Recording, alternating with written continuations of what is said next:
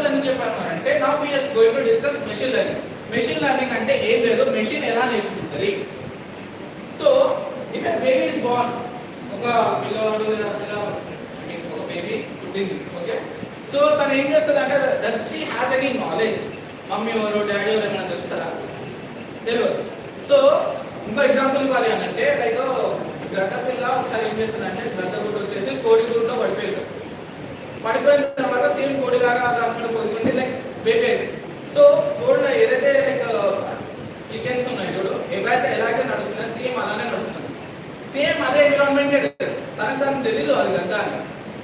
It has an kept a limitation that this is the thing which I can do. I cannot fly like that. అంతే కదా, same thing ఇక్కడ repeat అవుతుంది. Okay, ఇప్పుడు machine learning లో ఏమవుతుంది అంటే ఇప్పుడు బేబీ బోర్న్ అయింది, ఎవరి దగ్గర అయితే కామ్ దగ్గర ఎక్కువ